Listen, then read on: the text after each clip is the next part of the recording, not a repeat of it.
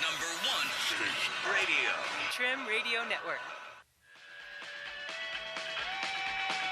I grab my fishing pole and cast it in the water. I fish until dawn. Oh my, I caught a shark. I'm fishing and blowing on when the sun shines all day. It just caught me a grouper. So I'm fishing and blowing on. Oh yeah, fishing and blowing on. Oh yeah, I'm fishing and Good morning from the Sunshine State. Broadcasting from Palm Beach County, it's the Fishing in Florida Show. Sundays from 8 to 10 a.m. And now, here's your host, Riscala.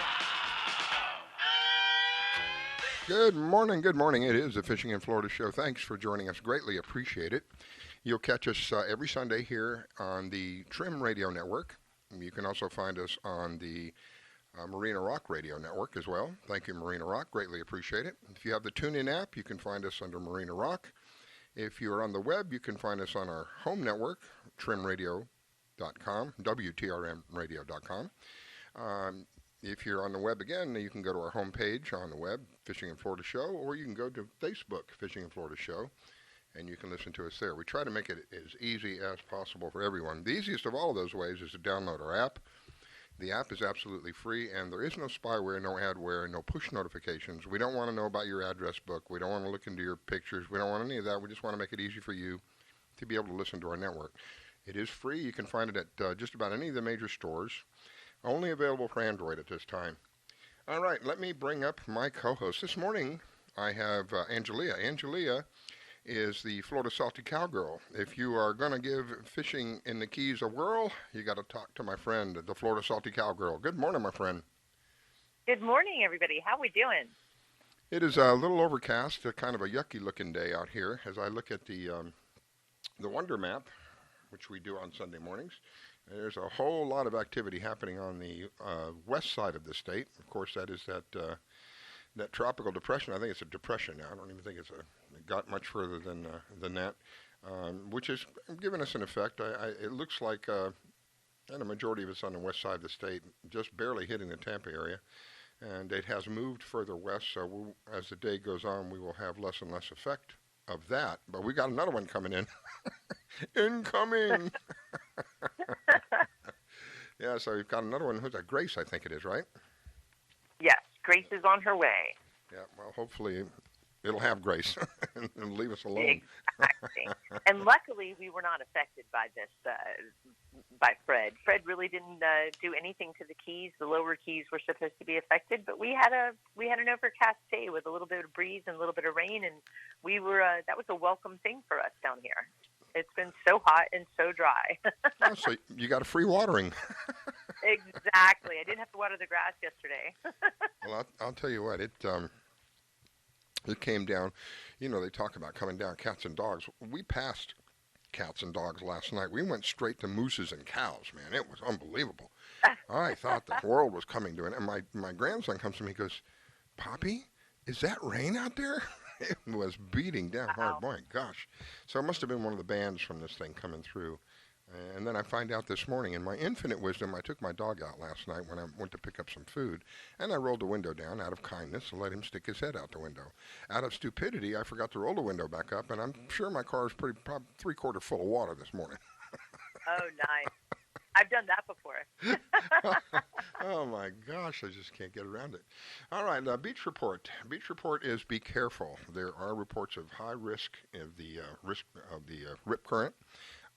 Doesn't seem to be any of the lice, the sea lice, or the man o' war, or any of the other stuff to be worried about, but risk of the rip currents is very high, so be aware of that. Of course, it's not all that great of a day anyway.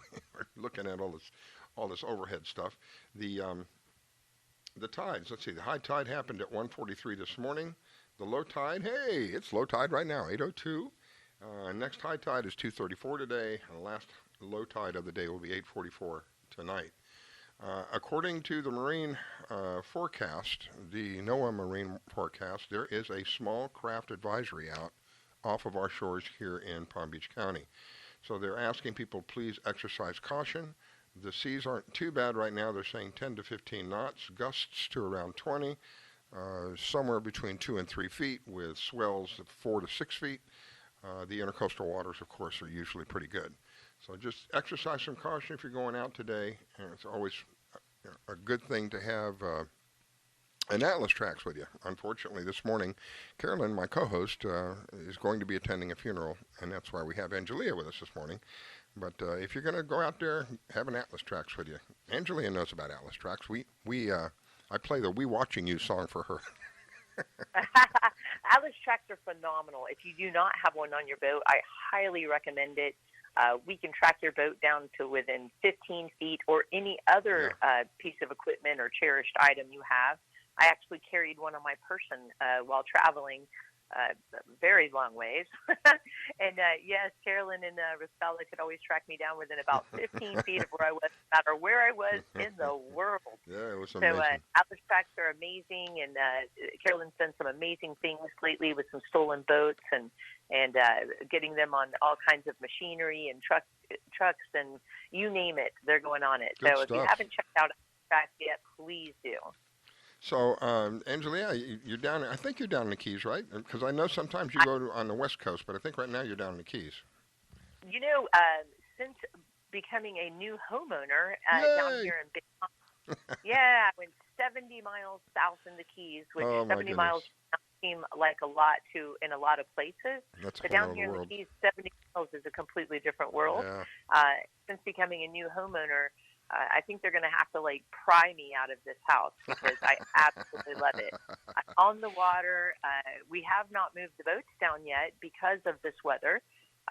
We don't have it'll take, because anybody who knows about the Keys, we are one of the most ecologically sensitive areas in the entire North American continent.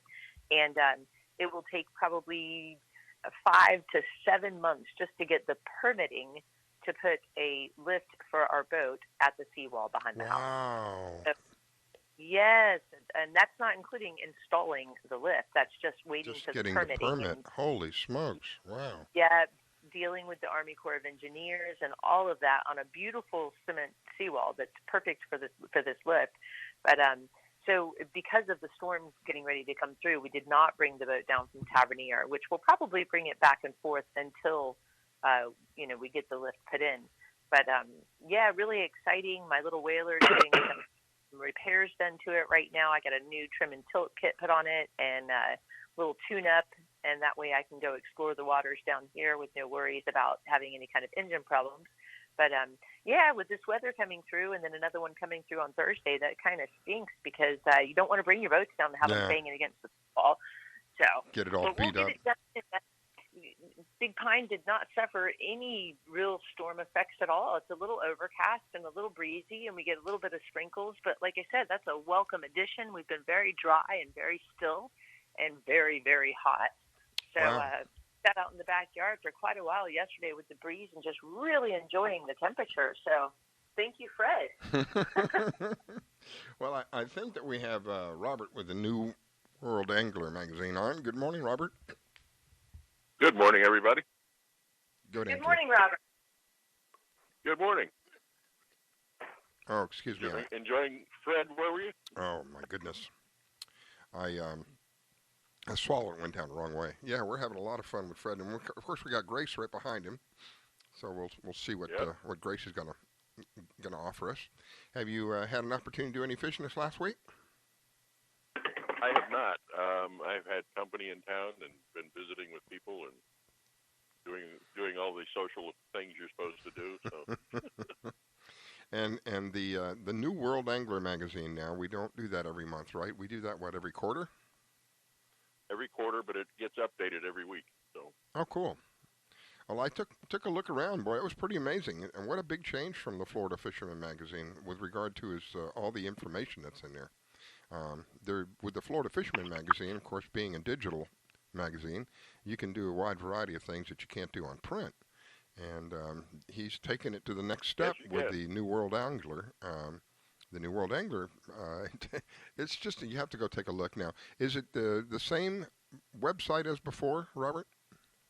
It's all at the same website. I didn't want to change it. Everybody knew where it was. Yeah. So I didn't want to change that, so I left it there.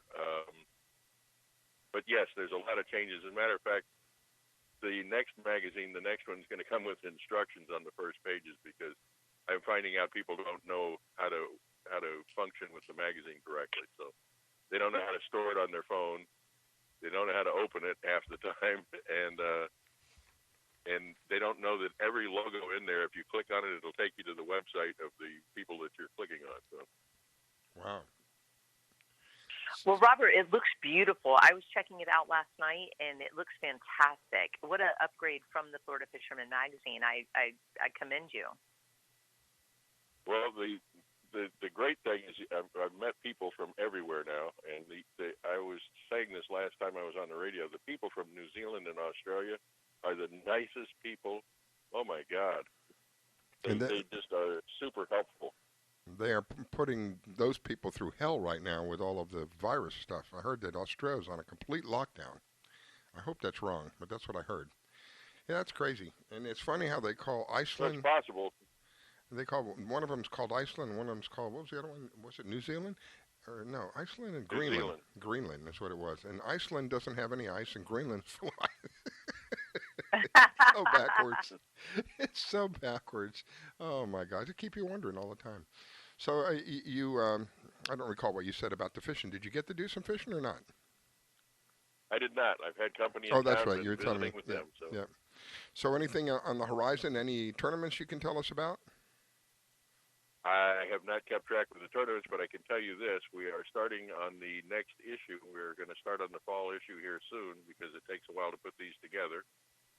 So I put out some stuff the other day. If anybody needs any or has anything, please send it in because it's going to be this one's already going to be bigger than the first one, I think. Wow. So, wow.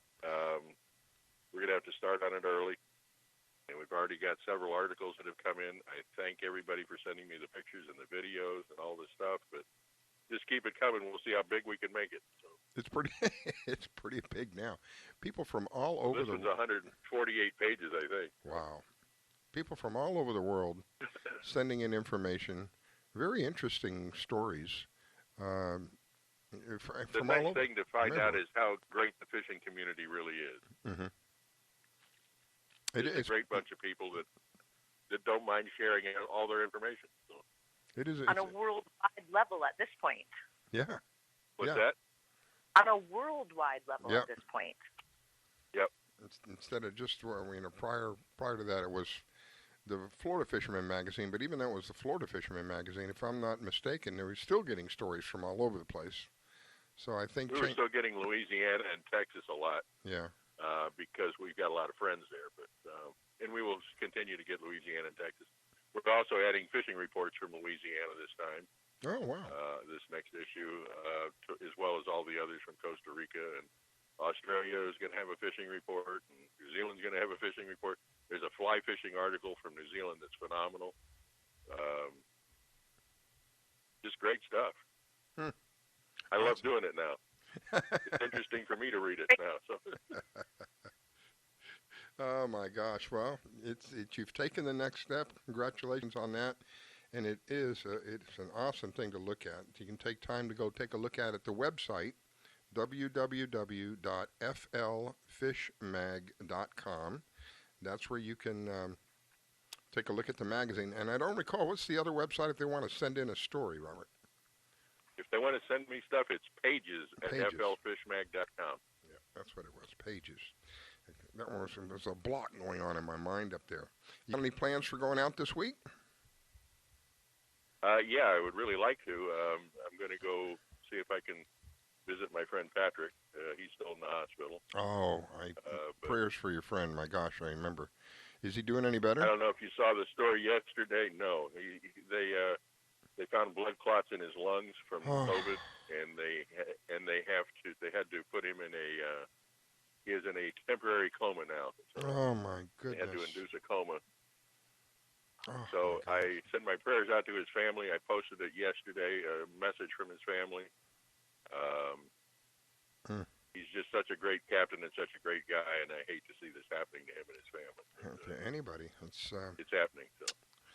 It's sad. It's very, very sad, and I wish we knew more to help people with this thing. It's not a good thing. Not a good thing by any stretch of the imagination. Anyway, No, it's I wish not. him well. We'll I've make now sure. known 2 or 3 people that have had it, and it's just not cool at all. So Well, I'm pretty sure in January of 20 I had it, but with me, as soon as I feel anything, I immediately start a protocol. It lasted about 4 days. It wasn't too bad with me. I've had about 9 of my friends now that have had it.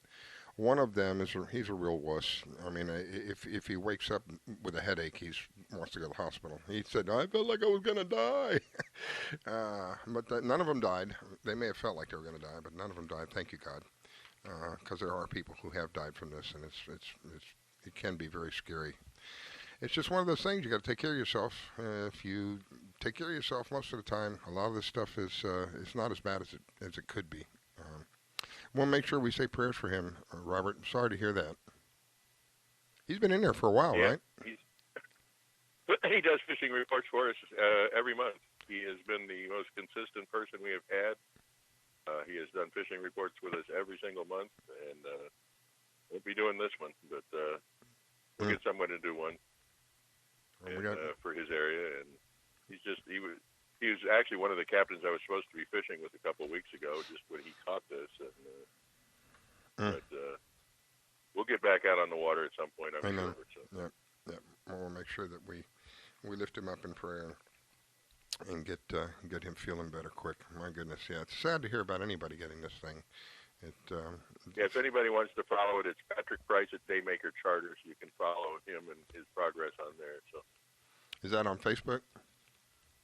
Yeah, he's on Daymaker Charters on Facebook or on Instagram, and his wife is putting comments up about every other day to let everybody know the progress. So, I'm writing that down so I don't forget, because my memory's about as long as my nose. I walk in the next room and I go, what did I come in here for? And I have to walk back into where I originally came from. And then, oh yeah, that's just like I feel like what was that thing, a slinky? Remember the slinky many years ago, that little toy?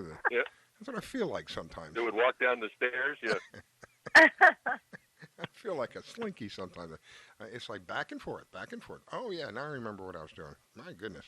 Does that happen to you? Am I the only one who's going crazy during this insanity? Oh, no, it happens. It definitely happens. I think it happens I will to tell everyone. you this. Munster Fishing out of Isla Mirada, are you familiar with them down there? I am. My God, can this guy find the mahi? Holy crap. Well, Agreed. now that we're talking about mahi. Every day, every single day, he's got a boatload. Holy smokes. I just saw a boatload of his the other day on social media, and a few people are going out there and getting lucky. I know some people that braved the 22-mile-an-hour winds the other day, and they found the perfect weed patch, and darn if they didn't load up about 8 5-gallon buckets with nice sized little, they weren't schoolies, but they were, 8-9 pounders, and they scored. So they're still out there. They're absolutely still out there. Did you see the picture of the floating tree with all the fish on it? Isn't that insane? It was crazy. What a find. Now, wait a minute. The floating trees, say that again? There was a floating tree just loaded with fish. The tree was actually floating upside down. The root ball was sticking up out of the ground. My God. This is up the same out of the thing. water, and this tree was submerged below it, and it was just loaded with fish. Somebody got in the water and was videoing down underneath there. It was insane. I'd say probably 40 years ago, I experienced almost the same thing you're describing, and it was the most amazing fishing trip I'd ever had. We were down in the Keys. We were about 7 or 8 miles due east of the lighthouse. I think it's called Alligator Rock Lighthouse. What's it called, Angela? Alligator Reef. Alligator Reef. And we found this huge tree. No leaves, but branches are still on it, upside down in the water. And oh my gosh, there was little peanut dolphin at the top, bigger dolphin down below, a huge marlin coming in and out, one of the biggest bull sharks I've ever seen hanging out, waiting for these fish to come out away from the tree, and then most likely the largest barracuda I've ever seen in my life. And this was like probably 10 miles altogether offshore, and this thing is floating, just bobbing up and down in the water with all of these fish around. It was the most amazing thing.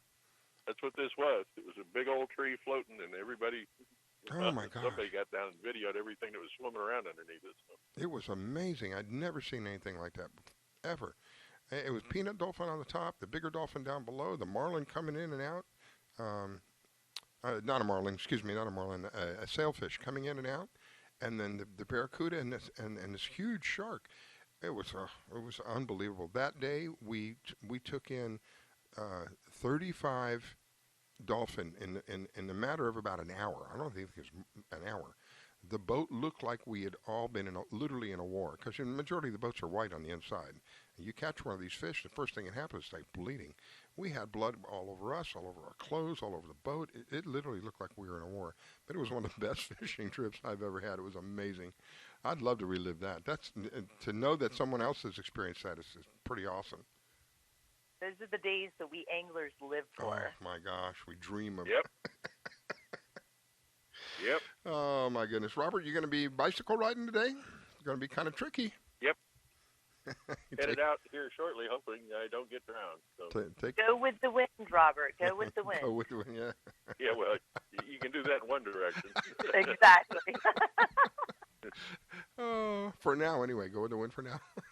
My advice is always go against the wind at first. That way, when you're tired, you get pushed home. There you go. All right, my friend. Thank you for taking time to share with us this morning. I greatly appreciate it, and wishing you an awesome day. Let me give Angelia an opportunity to say goodbye to you, and we'll go to a break. Congratulations on the Angelia, new you have a great week down there. Yeah, congratulations on the new World Angler, Robert. It's absolutely beautiful, and prayers go out to your friend, Captain Patrick. I'll be keeping track of his progress. Amen. Yeah. I thank you all. You have a great day. Thank you, my friend. God bless. You're listening to the Fishing in Florida show. We'll be right back.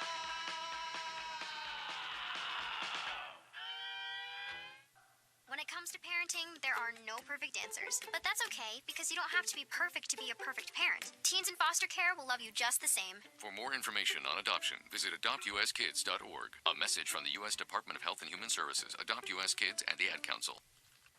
Thinking of moving? Before you do anything else, call Diane Whittick. She provides a concierge service.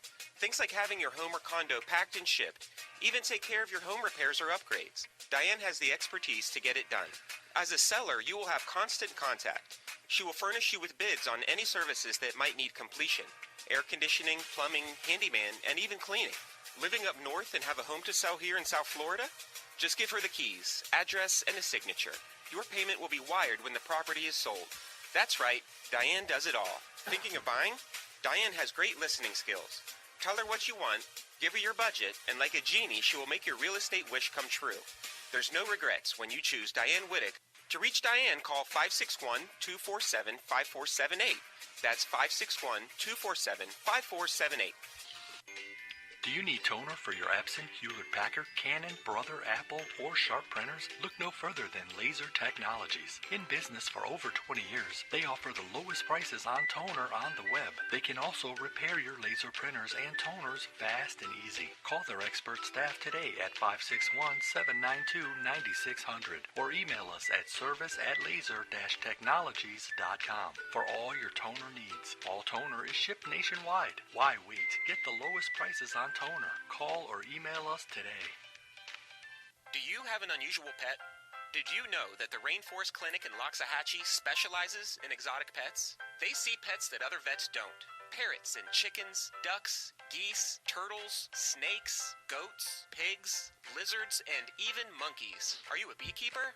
Dr. Clubb, the first of her kind in the area? Yes, she takes care of bees as well. Dr. Susan Clubb has decades of experience and known around the world for her reputation as a premier avian vet. Located at 3319 E Road in Loxahatchee, just a short distance north of Okeechobee Road, you will find a modern clinic with in-house labs, which allow you to get your test answers quickly. You can find them online at www.susanclub.com. That's www.susanclubb.com. Or you can reach her at 561-795-4878. It's Dr. Susan Clubb. That's 561-795-4878. The Rainforest Clinic located in Loxahatchee. 561-795-4878. Want to give your pet the celebrity treatment?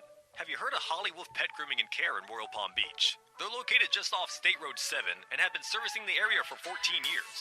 Holly Wolf Pet Grooming and Care is the home of the Blueberry Facial, also specializing in tartar removal with 8 years of assisting in dental procedures. Holly Wolf Pet Grooming and Care? They're more than just about dogs. They are the only experienced cat groomer in the area. They also cater to all breeds and sizes and open 6 days a week. Holly Wolf Pet Grooming and Care, located just north of the Super Walmart in Royal Palm Beach. You can find them at 250 Business Parkway. They specialize in shampoos with no extra charge. Flea and tick dips also available. Holly Wolf Pet Grooming and Care. You can give them a call at 561-793-9992. They also provide gift certificates for those looking for that special present. Holly Wolf Pet Grooming and Care. 561-793-9992. They're located in Royal Palm Beach. That number, 561-793-9992. Call for your appointment today. This station is now the ultimate power in the universe. We have ignition. Strap in. 5, 5, 4, 4, 3, 2, 1. You're listening to the Trim Radio Network. We cut the bull and serve the truth.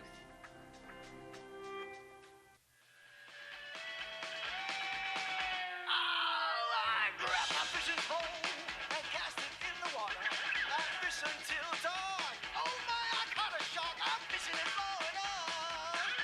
When the sun shines all day. It just caught me a grouper. So I'm fishing and blowing on. Oh yeah. Fishing and blowing on. Oh yeah. I'm fishing and blowing on. All right, we are back. It is the Fishing in Florida show. It is an honor and a privilege to have you join in. Okay there, music, you can stop now. There we go. You have to kind of talk to it a little bit and get it to behave itself. So you are listening to Fishing in Florida show. This morning, I have Angelia. Angelia is the Florida Salty Cowgirl. If you are going to give fishing a whirl, you got to call Angelia, the Florida Salty Cowgirl. Welcome back, my dear. Thank you so much. And I believe we have Trey. Trey is with Big Dog Tackle. Good morning, my friend. Good morning, guys. How you doing? Very well, thank you. Trey, I know you're usually, I can't even talk this morning. Maybe I go back to sleep. I know you usually are expecting Carolyn. Carolyn is, unfortunately, Carolyn's out today. She's going to be attending a funeral. So we got Angelia, the Florida Salty Cowgirl, who's down there in the Keys, who's one lucky lady. She just got a house down there. Congratulations. Just got a puppy. Congratulations. And she's got this beautiful smile. If you ever find her on Facebook, the first thing I see about this lady is this beautiful smile. And you can tell she's loving life, especially if she's got a fish between her hands. Oh, my goodness, the smile on her face is unbelievable. So I asked Trey to come on this morning, kind of give us a lowdown what he's seeing going on with regarding the fishing in our area, and tell us a little bit about what's the popular baits and what seems to be hitting the most. Yeah, so up here we get into our kind of a little bit of a slow season. With August and September, the water gets really hot, but we do have, we still have mahi coming through and some nice blackfin tunas. And then also around the moon, we've seen a pretty good bite on the wahoo and the swordfish lately. So, yeah, it's fun. And usually the weather's not too crazy unless there's a storm brewing out in the Atlantic, which we happen to have two right now. Yeah. So how do you think, I'm going to ask Angelia as well, but I want to get your feedback. How do you think this affects the fishing as these storms come through and the barometric pressure begins to change? What do you? Yeah. Hang on, Angelia. Let him go, and then I'm going to ask you. Go ahead, Trey.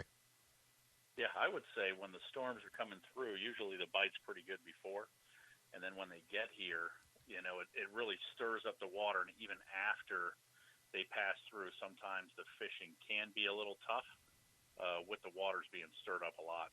Mm-hmm. But typically the weather dries up really nice and becomes really flat out there right after the storm.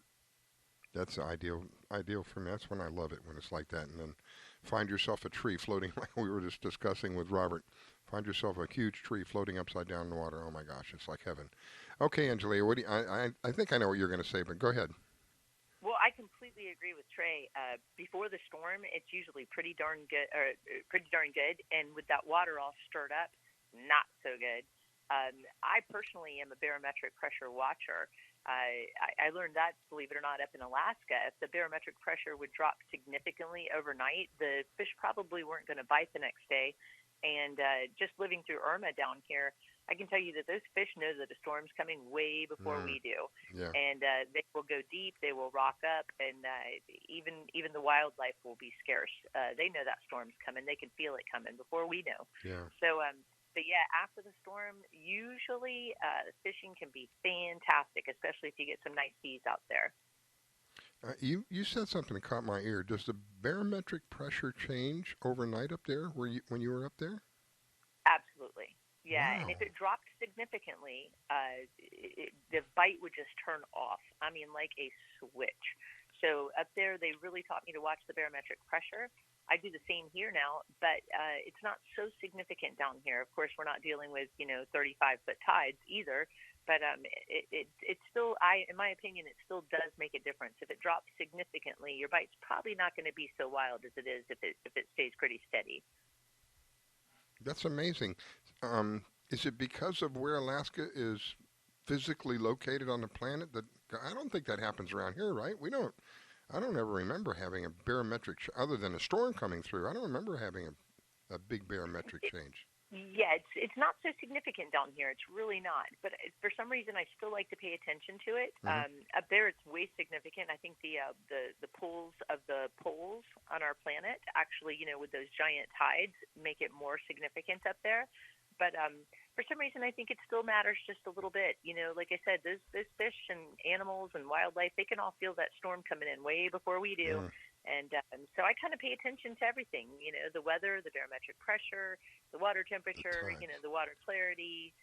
It all makes a big difference, And even too flat seas, we all know, is not good. If the water's glassy flat and it's crystal clear, those fish can see you coming a mile away. Forget that. Yeah. Now, yeah. There's something that you told me a while back. I wonder if Trey knows this. How would you like to go park your boat, your vessel, whatever you want to call it, your yacht in some of these places, and there's plenty of water around, then you come back 12 hours later and it's on dry land. That's how fast the tides are where she was up in how many feet, Angelia? How much would it change? It would change as much as 35 feet every Holy 6 smokes. hours. Holy smokes. What's really cool, Trey, is how we have to get our boats pulled out and put on a work rack if we want to do anything to them significant, Yeah. Right. Up there, people would literally have work racks down by their dock, down by the water's edge, and you'd look at it and go, what the heck, Well, what they do is when the high tide comes in, they put the boat up on the work rack. When the tide goes out, they've got 6 hours to complete that work they want to do on their boat before the tide comes back in. So there's pros and cons, but I'll stick with my 1.5 tides, guys. Oh my gosh. I thought king tides over here was rough. Yeah, crazy. King tide actually came up over I have little steps that go down to the water here, and I was teasing that it made a cool little tide pool for my dog to play in. But yeah, the king tide was pretty significant this year. Wow. And that was just and I think the king tides they really start to affect us down here coming up in the next few months. Absolutely, agreed again. So that full moon, Trey, when we want to go wahoo fishing, I believe in that full moon for wahoo. 100%. So when you're talking about the king tides, is that what you called it? Because that's the first I've heard of it. Oh, the king tides are they call the king tides because it's a time of the year when the full moon really exaggerates the tides. The tides are much higher during the king tides. And what happens is, especially down here in Florida, so we have across the world, we have rising and the king tides, certain times of the year, it just makes the tides come really high, and especially down here in South Florida. A lot of the docks were built and the seawalls were built in the 50s and 60s, so they haven't been adjusted to the sea level rise we've seen over that time frame. So the water can come into people's backyards during those Wow. times of year. And Yeah, it's it's pretty amazing. absolutely, yes. Not only does it come into people's backyards, but Trey, down here in the Keys, our roads at some places are so low that it'll actually come up to the roads, come up in your backyards, come up to the roads. Wow. It's definitely a significant difference during the king tide times. And like I For said, sure. just about 3 weeks ago, when we closed on this house, there was a king tide, and the water came up much higher than I would have thought. Our house is high and dry, but like I said, it came up over these little steps that we have that go down to the water, made this beautiful little tide pool for my dog to play in. But yeah, it was definitely a significantly higher tide. And do you find that, how does that affect fishing when that's going on? Good or bad? Trey. If you're going to ask me, Trey, let me ask Trey. That full moon's wahoo fishing. Mhm. Yeah, full moon is wahoo fishing and definitely daytime sword fishing as well. So typically it's a few days before and a few days after the full moon. And so what happens is, I'm just talking about sword fishing. Swordfish tend to feed at night on a full moon, Mhm. and during the day when the tides are right, the swordfish also eat pretty well. And then also with the wahoo bite, timing the tides, and also right around that full moon, they tend to be more active in their feeding. I've only went sword fishing one time in my life. It was the most bizarre thing for me that I had ever experienced. They took I think it was a mullet, and they put a glow stick inside the mullet, and then they wrapped it up with some wire and put hooks through the mullet. But I thought it was so bizarre that they put this glow stick inside the mullet, and so this thing, you stick it in the water and it's glowing. Were you fishing at night or during the day? It was at night. It was in the middle of the night down in the Keys, well, offshore down in the Keys. But yeah, I just thought it was so bizarre. What happens is there's squid that swim around in the water and they light up too sometimes. Oh, So they try to simulate that wow. that light down there in the water to attract the swordfish. They didn't tell me that. I thought it was. I said, "What are you guys doing?" I thought it was really weird, Yeah. sticking this plastic thing in the fish and making it glow at night. And then I thought to myself, that's pretty cool, because maybe it helps the fish see it. Because we went down pretty deep. I don't know. They had these huge reels, these huge drum reels that were electric, and I don't know. It probably took literally 4 or 5 minutes to get down the bottom. You just keep dropping line and line and line and line. I'm thinking, wait a minute, where's the bottom here? Oh, yeah. So we didn't catch anything that night, but I just remember it so vividly because of the glow stick. I just thought that was so bizarre. They're going to put a glow stick in a fish and go fishing with a glow stick. Huh? And now that you mention that, though, that makes sense. Yeah, I've heard of that. Yeah, and they put the little lights, the little deep drop flashing lights on the line when they drop down during the day. Go down deep. Wow. Yeah. Yeah, That's why if you notice, the swordfish and any deep dwelling fish typically have really big eyes. True. Yeah. Wow. Yeah. Yeah, I think you get down that deep, I guess there's hardly any light at all. You get down deep enough. My goodness. Yeah. All right, my friend. Well, I appreciate you taking time to share with us this morning. It is a Big Dog Tackle. Where are you located? Yeah, we're located in Pompano Beach, right at the 14th Street Causeway in US 1. And you can also find us on the internet. We have an online shopping store at www.bigdogtackle.com. And offer a variety of services. I like the idea of, cause one of the things I really gets to me, I don't know why, but it just gets to me, is that's having to reline a reel when I want to put line on a reel. For whatever reason, sometimes, I don't know why, I either get it too tight or too loose. I can't seem to get it right, but I can take it to you, and you can do it for me, and I know it'll be done right. I thought that was pretty cool. We do hundreds of reels a week. It's amazing. Schooling.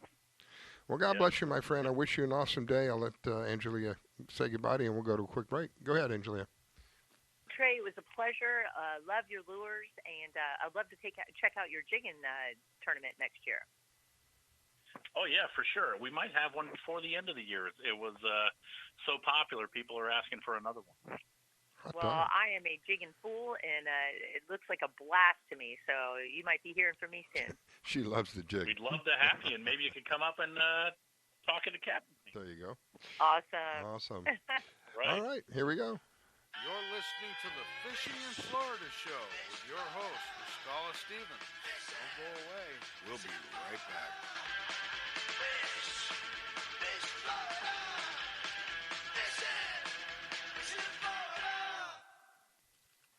Thinking of moving? Before you do anything else, call Diane Whittick. She provides a concierge service. Things like having your home or condo packed and shipped, even take care of your home repairs or upgrades. Diane has the expertise to get it done.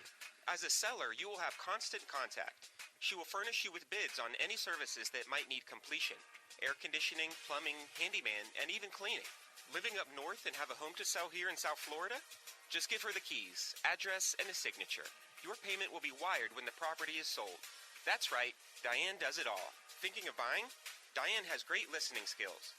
Tell her what you want, give her your budget, and like a genie, she will make your real estate wish come true. There's no regrets when you choose Diane Whittick. To reach Diane, call 561-247-5478. That's 561-247-5478. Do you need toner for your Epson, Hewlett-Packard, Canon, Brother, Apple, or Sharp printers? Look no further than Laser Technologies. In business for over 20 years, they offer the lowest prices on toner on the web. They can also repair your laser printers and toners fast and easy. Call their expert staff today at 561-792-9600 or email us at service@laser-technologies.com for all your toner needs. All toner is shipped nationwide. Why wait? Get the lowest prices on toner. Call or email us today. Do you have an unusual pet? Did you know that the Rainforest Clinic in Loxahatchee specializes in exotic pets? They see pets that other vets don't. Parrots and chickens, ducks, geese, turtles, snakes, goats, pigs, lizards, and even monkeys. Are you a beekeeper? Dr. Clubb, the first of her kind in the area? Yes, she takes care of bees as well. Dr. Susan Clubb has decades of experience and known around the world for her reputation as a premier avian vet. Located at 3319 E Road in Loxahatchee, just a short distance north of Okeechobee Road, you will find a modern clinic with in-house labs, which allow you to get your test answers quickly. You can find them online at www.susanclub.com. That's www.susanclubb.com. Or you can reach her at 561-795-4878. It's Dr. Susan Clubb. That's 561-795-4878. The Rainforest Clinic located in Loxahatchee. 561-795-4878. GTG, BRB, OMW, be there in a few. You may think that these kinds of texts are fine because of their length, and you can easily send them at a stoplight. But no, answering one text can take your attention away from the road for 5 seconds. And traveling at 55 miles an hour, that's enough time to travel the length of a football field. Make good decisions, don't text and drive. While other stations just talk a good game, we win it. Hey, sounds like somebody's having a lot of fun. I grab my fishing pole and cast it in the water. I fish until dawn. Oh my, I caught a shark. I'm fishing and blowing on. When the sun shines all day. I just caught me a grouper. So I'm fishing and blowing on. Oh yeah, fishing and blowing on. Good morning from the Sunshine State. Broadcasting from Palm Beach County, it's the Fishing in Florida show. Sundays from 8 to 10 a.m. on the WCET FM network. And now, here's your host, Riscala. All right, we are back. It is the Fishing in Florida show. Thank you for taking the time to join us this morning. It is an honor and a privilege to have you listen in. I have Angelia with me this morning, and she is known as the Florida Celtic Cowgirl.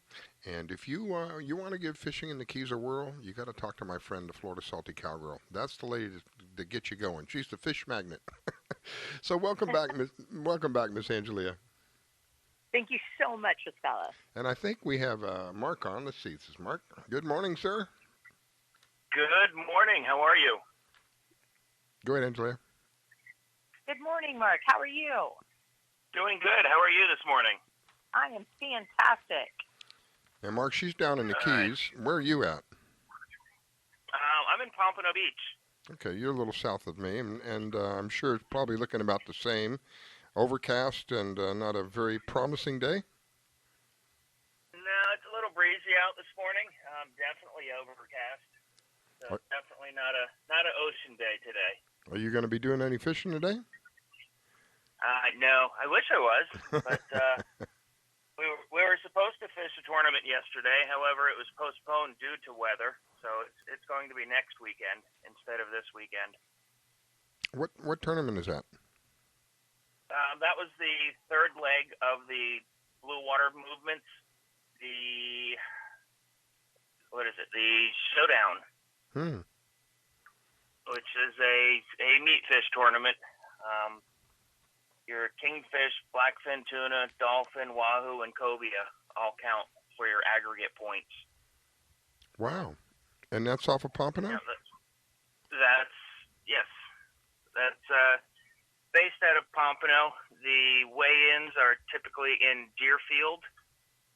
And, this is the third leg of the series. And we also have another tournament that was already scheduled for next Saturday, the Chase and Tails tournament, which is based out of Palm Beach, Jupiter area. Yep. So we'll actually fish the Chase and Tails tournament on next Saturday and then do the third leg of the Blue Water Movements tournament on Sunday. So we'll have two of them next weekend. We'll have Summer Warren on a little later this morning, and she's the one who organizes the Chase and Tails tournament. So those of you who are interested, she'll be on a little later, and you can get some more information at that time about the tournament. I love supporting things like this. This is where people help people. We mentioned earlier in the show how the fishing community, and I'm sure it's the same in a lot of other places, but I know here in South Florida, constantly reaching out and lending a helping hand whenever necessary. And this is one of those times, this Chasing Tails tournament. So it's great to know that you're going to be involved in that. I think that's awesome. Oh, absolutely. Summer definitely puts on a great tournament, a great event. We fish it every year. It's super fun, and it's an absolute wonderful cause. Yep. Like I said, everybody wins. How can you not want to support something like that? Everybody wins. You get to go fishing. You get to enjoy what you're doing. You know that the investment that you made goes to helping other families and children. You may be a winner. You may be a loser with regards to the grand prize, but you're a winner no matter what because of the whole situation of what you've been through. You get to enjoy fishing, catch a couple of fish. You may win. You may not win. But when it's all said and done, you are a winner because you helped. You know that you did your part to help another family that is in desperate need. It's not one of those big corporations where, I don't want to say the big names, but you know who I'm talking about. And if you check and see these big guys, these big well-known names, you'd be surprised how little goes to the cause and how much goes to administrative. When you're dealing with these little tournaments like this, the whole thing goes to the cause. It's not what you find. What I found out, some of these large organizations, it gets down to like 10 to 15 cents of every dollar that you give goes to the cause. That's pretty pathetic. The rest of it is called administrative fees, or I can't remember the terminology, but that's really what it breaks down to. They do all this marketing to get you to understand their name, and it becomes a household word, and then they ask you for money, and you think, okay, I'm going to give them $1, and they're going to take that dollar, and they're going to put it towards the cause. That's not even close. So that's why I enjoy these things.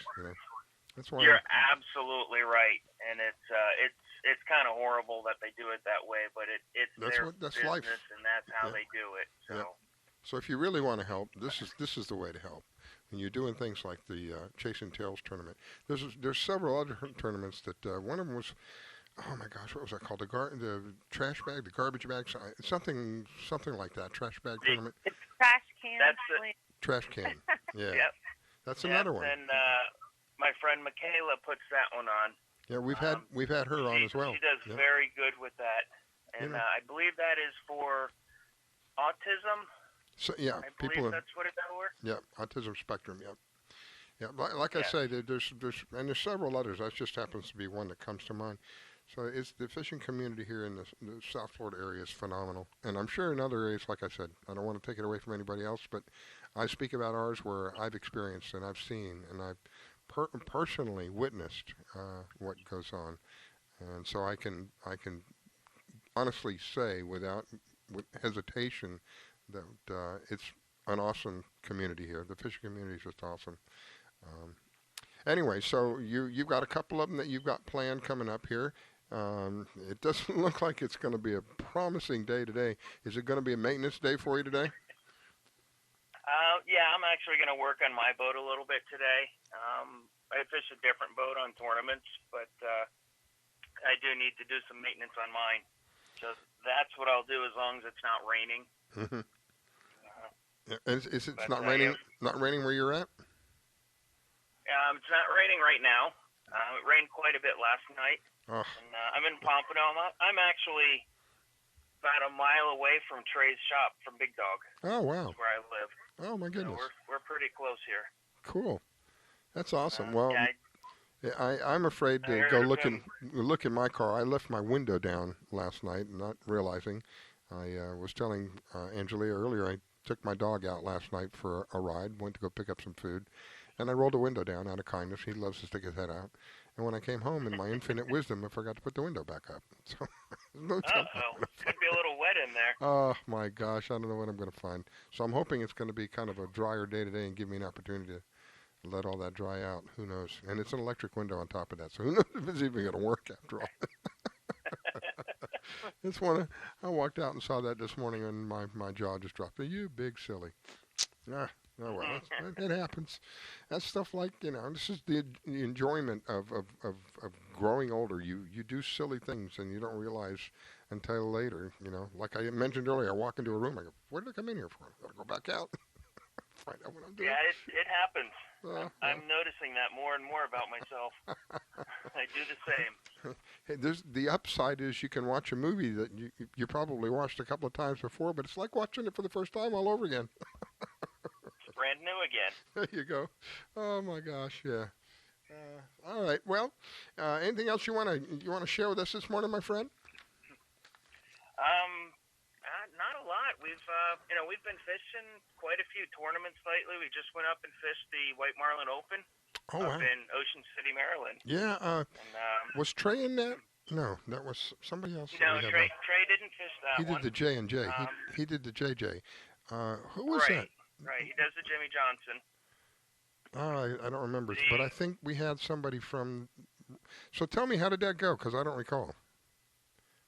That was our first year fishing it, and it's a completely different style of what we're used to. So we went up there and we did a lot of homework. We researched, and we have so much more to learn about that fishery up there. But the owner plans on going back, doing it again next year. We did catch blue marlin. We released it. It was too small to bring into weigh for points. Caught a decent yellowfin tuna. Unfortunately, they have a 50-pound minimum on tunas. Wow. This fish was a little under 40, so we didn't even bother to weigh it in. But there's 444 boats in this tournament. Oh my God! With a total purse of, I believe it was $9.2 million paid out. Yes. Somebody we had on was, and I was shocked at how much money was going. My goodness. Yeah, I don't remember who that was, but we did have somebody on who was giving us a report about that. And what was the grand prize? Was something over $1 million the grand prize? I did not check into it. However, 400 boats. My gosh. Yeah, the most prized fish in the tournament is the biggest white marlin because it's a white marlin tournament. Yeah. But there's over $1 million payout on that. I believe the highest paid out boat, and I don't know what they got. They had a 700 and something pound blue marlin. They had the fourth biggest white marlin, and they had the biggest tuna out of the whole tournament. So that boat really racked up. Wow. And I believe their payout was a little over $3 million. Oh my gosh. Well, I guess you could buy a new dinghy with that, right? My goodness. Well, there's a lot of boats in that tournament that are more than that. That costs more than that. It's there's so so many big sport fish boats that are up there. Michael Jordan was up there in his boat, and he fishes that every year. Oh. So there's a lot of big names, a lot of big money. Wow. And then the rest of us get in there and we try and compete against them and do what we can do. And, sometimes we're successful, sometimes we're not. But we give it all we got. That's what we do as a team. We fish as hard as we can in order to do what we have to do. What's the name of your team, Mark? It's Young Guns. Write that down. Yeah, Young Guns. We fish a 43-foot Midnight Express Tournament Edition. Nice. Yeah, So, powered by quad Mercury Verados. This is going to be a silly question, but I'm curious. With a vessel that big, do you drive it up there, or I can't give? Do you ride it up there, or do you drive it? Yeah, trailer. That's what I couldn't come. It's early in the morning. The brain's still on trying to wake up time. Yeah. So you do trailer it. Do you have to have special permit to be able to trailer it? We do have wide load banners, flags, the whole 9 yards. What an ordeal that is. It's definitely a big boat to tow, but it tows actually very nice. I trailered the boat for probably about 6 hours on the way up. The owner did the rest of the time. And coming back, we got into a lot of traffic. It took us about 25 hours to get back to Ocean City, Maryland.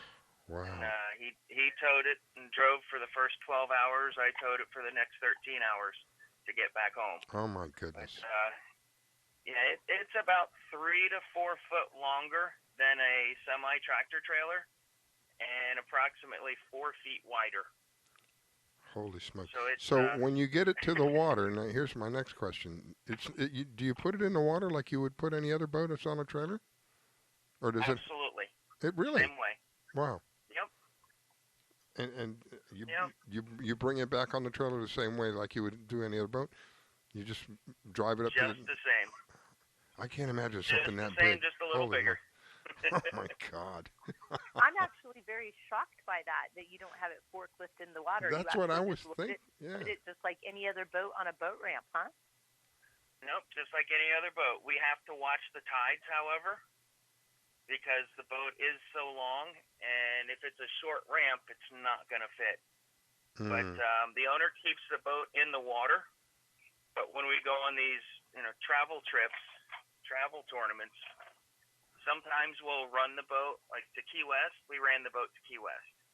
But up to St. Augustine, anything like that, we're going to put it on the trailer and trailer it up.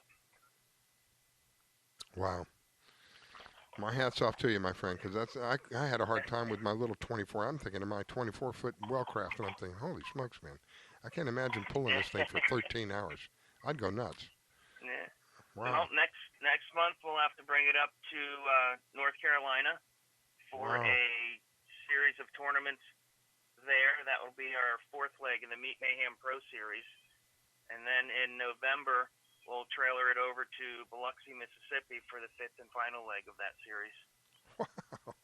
That is great. It's amazing, you say it like, well, it's no big deal. Yeah, we're going to do this and we're going to do that. But it's really amazing to listen to this because it's a 42-foot vessel. It's longer than a semi. It's wider than a semi. Imagine taking this thing from, I can't imagine putting it in the water. That's the part that's kind of freaking me out. I really thought like Angelia was thinking you have a special lift or something like a forklift or the straps that they put on them and put it in that way. I couldn't imagine trying to put it off on a trailer like. So this is silly questions, but I'm just so curious. Is the trailer one of those trailers that's got like 3 or 4 axles? It is a triple axle. 3 axles. Holy smokes. All torsion bars. Each axle is rated at 10,000 pounds. So it's a 30,000 pound rated trailer. And the boat itself, dry, is I believe it's right around 18,000 pounds. So do you have to be? It has weight. You have to be aware of. Do you have to be aware of like bridges and stuff because of how tall it is on the trailer? definitely. It does sit, I believe it's 13 feet 6 inches when it's on the trailer. Mm-hmm. So that's something you have to watch out for. When you're going through cities, you have to watch out for trees with branches that are definitely not marked with heights on them. So, there's certain places where some of your wires hang down low. So you do have to be cautious when you're trailering. Wow. But it will typically fit anywhere that a semi-truck will fit. It'll typically fit through there. You just have to watch your width on it. Uh-huh. I believe the tractor trailers, their trailers are 101 inches wide. I believe that's roughly 8'5", 8'6". And this boat has a 12'6" beam on it. Wow. So we're roughly 4 foot wider, 2 feet on each side than a tractor trailer.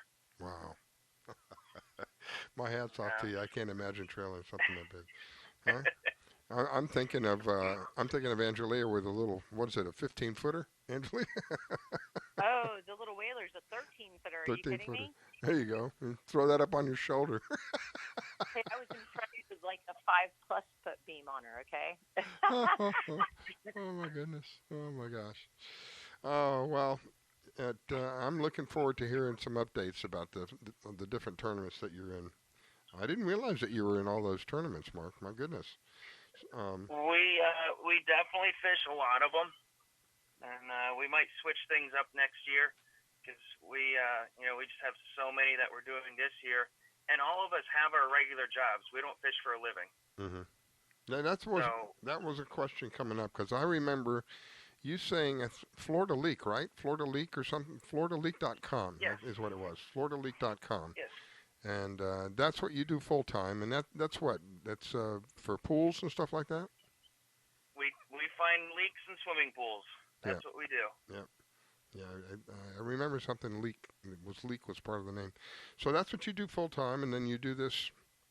I'll tell you what, that's full time. You just mentioned it's got to be a full time job to trailer something that large from here to where'd you just? You were telling me.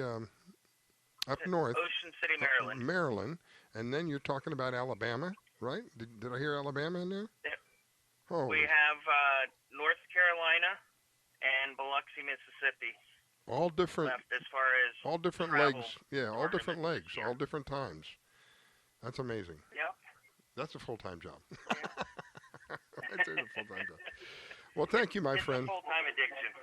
Thanks for taking the time to share with us. Let me give Angelia an opportunity to say something because I've been talking the whole time. Go ahead, Angelia.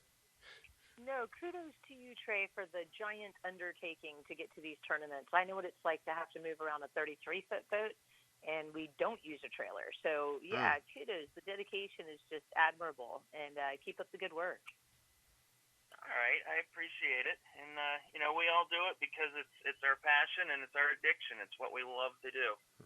Yeah, that's also a huge financial undertaking. So yeah. It is. We do have some of our sponsors that really help out, but the owner does put a good amount into it, and we have to win some of these tournaments each season just to put that back into what we're doing.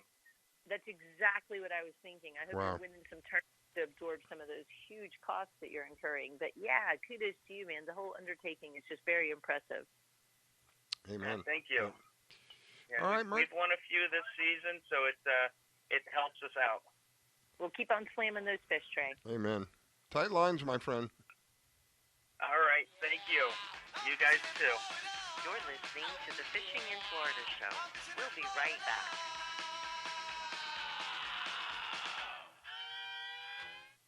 Do you have an unusual pet? Did you know that the Rainforest Clinic in Loxahatchee specializes in exotic pets? They see pets that other vets don't. Parrots and chickens, ducks, geese, turtles, snakes, goats, pigs, lizards, and even monkeys. Are you a beekeeper? Dr. Clubb, the first of her kind in the area? Yes, she takes care of bees as well. Dr. Susan Clubb has decades of experience and known around the world for her reputation as a premier avian vet. Located at 3319 E Road in Loxahatchee, just a short distance north of Okeechobee Road, you will find a modern clinic with in-house labs, which allow you to get your test answers quickly. You can find them online at www.susanclub.com. That's www.susanclubb.com. Or you can reach her at 561-795-4878. It's Dr. Susan Clubb. That's 561-795-4878. The Rainforest Clinic located in Loxahatchee. 561-795-4878. Do you need toner for your Epson, Hewlett-Packard, Canon, Brother, Apple, or Sharp printers? Look no further than Laser Technologies. In business for over 20 years, they offer the lowest prices on toner on the web. They can also repair your laser printers and toners fast and easy. Call their expert staff today at 561-792-9600 or email us at service@laser-technologies.com for all your toner needs. All toner is shipped nationwide. Why wait? Get the lowest prices on toner. Call or email us today.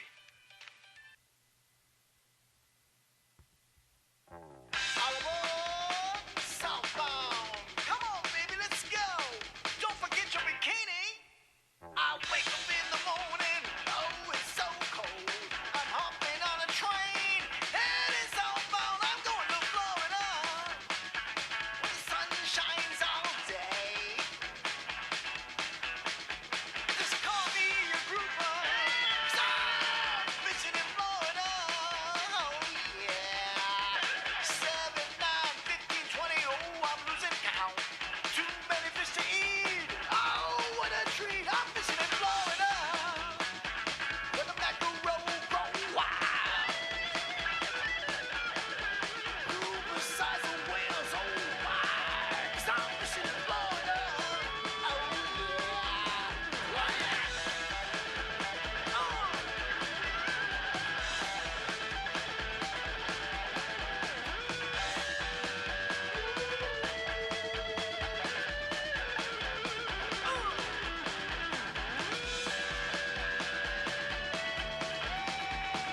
I grab my fishing pole and cast it in the water. I fish until dawn. Oh my, I caught a shark. I'm fishing in Florida where the sun shines all day. They call me a grouper 'cause I'm fishing in Florida. Oh yeah, fishing in Florida. Oh yeah, I'm fishing in Florida. Oh yeah, I'm fishing in Florida. Oh yeah, I'm fishing in Florida.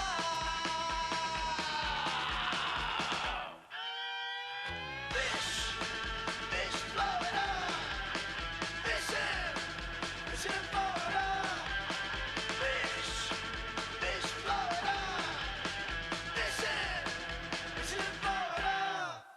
And that is our Fishing in Florida song. Oh, I'm laughing because I've just got a text from one of my friends, and quite comical. Anyway, yes, welcome back. We are the Fishing in Florida show, and this morning I have Angelia. She is known as the Florida Salty Cowgirl.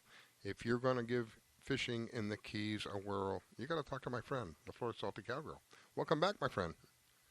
Thank you so much. I'm happy to be here. I'm waiting for Mike Simcoe was going to be our next guest. Mike is with kitefishing.com.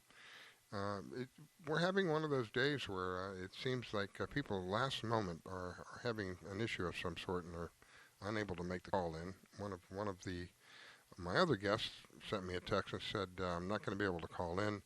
I'm having issues, and I want to give you a heads up. Didn't want you to be waiting for me to call in. So it's just one of those mornings. Sometimes it happens. It's bizarre. When it happens, though. And so we're experiencing that this morning. Let's talk a little bit about what's going down. You are in the Keys. If anybody's just tuning in, Angelia is down in the Keys. She's in which one? Now I forgot. Key. I'm in Big Pine Key now. Big Pine. Big Pine. Staying. Yep. Yeah, the boat's still up in Tavernier, so we're still going to be running out of Tavernier for a little bit until we get the whole boat lift thing situated and figure out what we're going to do. But yes, we are homeowners in Big Pine Key now, so this is where I will be. And how has, generally speaking, I know that the weather has been very, what's the word I'm looking for? Not cooperative. Yeah, non-cooperative. Yeah, but so in generally though, how has it been down there? It's been beautiful. Actually, we've been praying for rain, and really, it's not been much wind, not been much rain. It's been very, very hot. Our lows in the evening have been like 83 degrees every night. So it's been hot, it's been muggy, it's been sunny, it's been beautiful, but we've been praying for rain.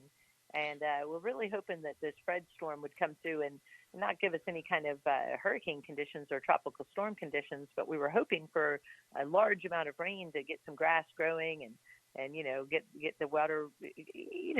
Rain is nice, cleansing. Oh, But yeah. we had a little bit yesterday and a little bit of wind that came through, but I mean just nothing bad. And which is a blessing. We don't really want a bad tropical storm or a bad hurricane, but yeah, we just got a very little bit of weather. Today's a little overcast, a little breezy. I know that they had a small craft advisory and a marine warnings through yesterday. They've all expired this morning, and it should be nice enough to get out on the water today, especially in the backcountry. Well, So, according to NOAA, they're still happening up here. I don't know about down there, but they're still happening. The small craft advisories are still in existence up here. I'll double check that to make sure I'm telling you accurately. But as far as the last I read, they're still happening up here. So maybe because you're so far south of me, it's settling down. Yeah, settling down a little bit, right? yes, and it's really an intriguing thing because everyone knows that the Keys is sort of shaped kind of like a little fish hook that comes down from the bottom of Florida. And I've always been where US 1 was pretty much north and south, northeast, southwest, but pretty much north and south. And we moved down here just 70 miles, like I said. And all of a sudden now US 1 is east and west, and I mean due east and west. So the winds that we get down here are predominantly easterly winds, and it just affects the water differently. Instead of hitting the shoreline, with a nice, big, strong wind, it's kind of going across us where we're at down here. And we also have an amazing amount of flats. We don't have what we call it the backcountry in the Upper Keys, and I'm still calling it the backcountry as of yet. But basically on one side of us is the Gulf of Mexico, and the other side is the Atlantic Ocean. And to get out to open water is very, very easy from where we've bought our home. But you have an amazing amount of flats and shallows on both sides now. It actually will take you 4 or 5 miles to get out to the actual reef, the coral reef from ocean side, from the Atlantic side. So the shoals and the shallows and the skinny water are amazing down here. I have so much water to explore, and we have so much new fishing grounds to explore, so I'm really excited about it. But in the event of these windy days, there's plenty of little spaces in these shallows and shoals and mangrove islands that you can get out to and do a little fishing and be on the leeward side and have some protection. So that's kind of nice down here. Less time to keep you off of the water. Up in the Upper Keys, when you go out to Oceanside, you're basically on the reef. So it's a different world, and I'm really, really excited about exploring it. In relation to Marathon, are you north of Marathon? I'm 20 miles south of Marathon. 20 miles south of Marathon. Okay. Yeah, and I know what you're talking about now. Okay. Yeah, I'm 20 miles south of Marathon and 30 miles north of Key West. So I'm sort of right between Marathon and Key West. So Marathon kind of marks the middle of our Keys because we have about 120 miles of US 1 down here, and Marathon's at about mile marker 50. So I'm about mile marker 30. And you go south, you go to Key West, and there's really not a whole lot going on Big Pine as far as resources and shopping. Of course, we have plenty of bait and tackle shops, but if we need to go to any kind of real stores, we'll have to go 30 miles south to Key West or 20 miles north to Marathon. Yeah. So, but we're not too far from the Marathon Hump, which anybody who fishes down here knows that that's some great fishing grounds. And on our Cujo trip, I got acquainted with that ledge that's about 30 miles offshore on the Atlantic side. I think they actually call it Woods Wall. And we did some trolling and fishing along there. And I'm really excited about getting out there on nice days and exploring that ledge and seeing what we can do. I've heard some people saying that ledge produces some of the biggest fish that they've ever caught. Wow. So, game on. So and like I said, with all the... I pulled up the radar as you're talking, and it looks like just north of you. I mean, it's just barely missing you. There's a whole bunch of disturbed weather, just literally north of, maybe 20 miles north of you, according to this. This is the Wonder Map, which is one of the maps that I pull up on Sunday mornings to see what's going on. So this just barely missing you, but it looks like where you're at, it's clear. Is that right? We've been making jokes for days. The sky's a little overcast, and I mean, it's barely breezy, but we've been making jokes for days with this storm coming because, like I said, we were really hoping to get some rain, get our yard watered instead of having to go out there and water the grass because it's been so dry. And we've been making jokes. We'll watch the radar like crazy, and we see all this rain coming at us, and we're all excited about it. And then all of a sudden, the rain looks like it splits like a V and goes. This is what I'm looking at. It almost looks like a V right now. It's really bizarre. And the open part of the V is where you are. Absolutely. I've been making jokes. We have some type of anti-rain bubble over Big Pine. My or goodness. something, but yeah, it's been really interesting. We get all excited thinking we get some rain coming because we have not gotten very much at all in the last few weeks. And then it just splits like that and goes north and south of us, and we get nothing. We're sitting there going, "What the heck's going on?" Got the short end of the stick and got ripped off. Wow. Yeah, I think it really is kind of a weird. When I'm looking at it on the radar, it's really almost like a V, like you're describing, literally like the letter V. And then the open area is where you're at. And that's why I was asking. It's like it looks like it would be sunshine where you're at, but all around you it's like storms. Yeah, it's not sunshiny, but it's not raining, and I'm watching the trees blow, and they're blowing. At least they're moving, which they haven't done much lately. But it's not a beautiful day. It's an overcast day. It's kind of dreary, but we're happy that we didn't get a full-fledged tropical storm, and with Grace right behind it and predicted to be here like this coming Thursday. Yeah, Wednesday, Thursday. It keeps us all kind of on edge, and you can't let your guard down. You got to tie everything down and make sure all your boats are secure, because the moment you do let your guard down, that's when we'll get hit by a hurricane. So we've always got to be on watch for that. Have you got the little one there, the little boat? I do not know. She's actually getting a little tune-up, and she got a new trim and tilt kit on her, and a little bit of a tune-up, and had some work, some seals put on her around the fuel tank and some things. She's a 1975 Boston Whaler with a 1909 50 horsepower Yamaha engine on her. And before I go start exploring new waters and new shallows where you could literally get lost and no one could ever find you, it is spooky. unless you have atlas tracks on your boat. It is spooky. Yeah, I really wanted her to be in tip-top shape so that we could have some fun playing down here and exploring the shallows and the skinny water down here, because there is a heck of a lot of it to explore. When you say you could get lost, you're not exaggerating. One of my first experiences down there, fortunately, I had somebody who knew their way around. We went into the mangroves to get some of the snappers that were down. This is many years ago. To get some of the snappers that were in the mangroves. And he took me in, and literally within a couple of minutes, I said, everything looks the same. Everything looks. You don't know which way you came in. You don't know where the channel is. Everything looks the same. And you could be in there for hours if you didn't know what you're doing. Holy smokes, that's kind of spooky. That's very, very, very true. It took me a long time to get used to the backcountry side up in the upper Keys, because exactly that. I think everything looks the same. Mangrove islands are mangrove islands are mangrove islands. Yeah. And, you have to be super careful, and that's where your electronics really come into play in a big way, because sometimes you'll go down a little trail, but it gets super, super shallow, or it dead ends, or it gets so tight and narrow that you can't turn around. Right. So you have to start exploring very, very carefully and pay close attention to your electronics and your depth finders, and see where you're going. There's a lot of places to play down here, a lot of little shoaly areas, sandbars, little mangrove islands that you can't really do anything with, but kind of play on the shoreline, and a lot of little creeks and nestles to fish in down here. So, and I'm not much of a backcountry fisherman, but I'm really looking forward to going and trying my hand on it and kind of trying to hone those skills a little bit more, because there's just so much of it down here. So between that and the open water on Oceanside, like I said, you've got miles of shoals to just get out to the reef here, which is a big difference for me.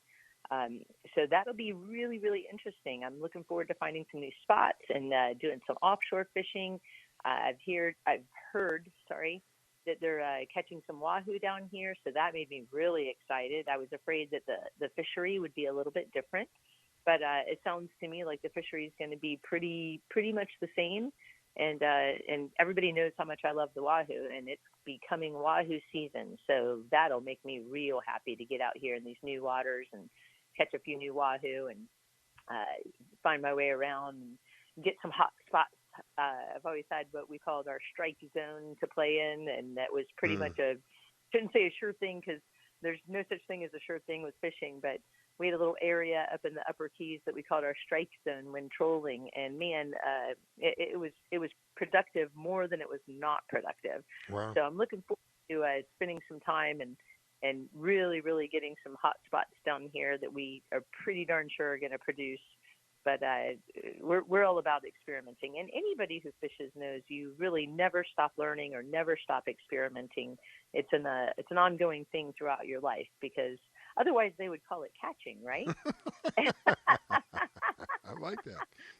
Some of the most fun I ever had as a youngster was a friend of mine had a John boat, one of those aluminum John boats, and much. I don't want to compare it to your whaler because it's really not, but much like the whaler in the sense that it could get into water. It had a 5 or 7 horsepower on the back of it. It wasn't very much, but it was enough to get us in and out of where we wanted to go. And it was so cool to be able to get back into places where other boats, it was very hard for other boats to get back there. But I mean, there were a couple of times where it got so shallow, we literally stepped overboard and picked the boat up and took it over like a sandbar, if you want to call it that, and went into another canal, which you wouldn't be able to do that in a regular boat.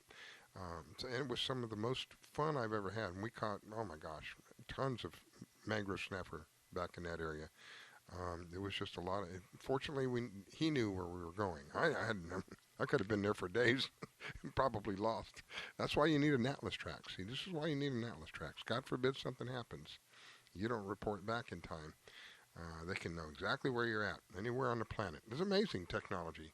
Amazing technology. All right, believe it or not, this is the fastest 2 hours that I go through in my life are Sunday morning. So we're already up against another break. I'll have to find out what happened to Mike. I just hope he's okay. Yeah, it's Mike Simcoe. He's with kitefishing.com. And I'll get him back on. We'll get an update. In the meantime, we're going to... Wow, how fast did that go, Angelia? Pretty quick, right? Very fast. Yes, it's flying. We're a little over an hour and 20 minutes into the show, and it feels like I blinked twice. All right, let me wind it up here, and we'll, if I can find it. Here we go.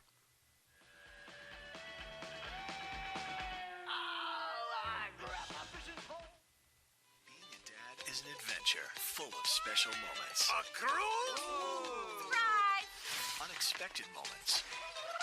I got this. And even awkward moments. Okay, Dad, thank you. But every moment you spend with your kids, even the smallest moments, can make the biggest impact on your child's life. So take a moment to be a dad today. Do you need toner for your Epson, Hewlett-Packard, Canon, Brother, Apple, or Sharp printers? Look no further than Laser Technologies. In business for over 20 years, they offer the lowest prices on toner on the web. They can also repair your laser printers and toners fast and easy. Call their expert staff today at 561-792-9600 or email us at service@laser-technologies.com for all your toner needs. All toner is shipped nationwide. Why wait? Get the lowest prices on toner. Call or email us today. Want to give your pet the celebrity treatment? Have you heard of Holly Wolf Pet Grooming and Care in Royal Palm Beach? They're located just off State Road 7 and have been servicing the area for 14 years. Holly Wolf Pet Grooming and Care is the home of the Blueberry Facial, also specializing in tartar removal with 8 years of assisting in dental procedures. Holly Wolf Pet Grooming and Care? They're more than just about dogs. They are the only experienced cat groomer in the area. They also cater to all breeds and sizes and open 6 days a week. Holly Wolf Pet Grooming and Care, located just north of the Super Walmart in Royal Palm Beach. You can find them at 250 Business Parkway. They specialize in shampoos with no extra charge. Flea and tick dips also available. Hollywolf Pet Grooming and Care. You can give them a call at 561-793-9992.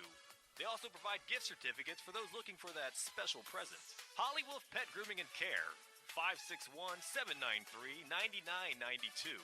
They're located in Royal Palm Beach. That number, 561-793-9992. Call for your appointment today.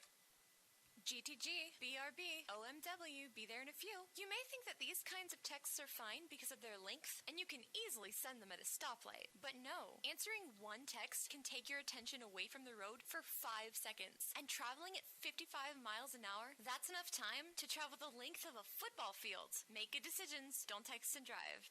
Do you have an unusual pet?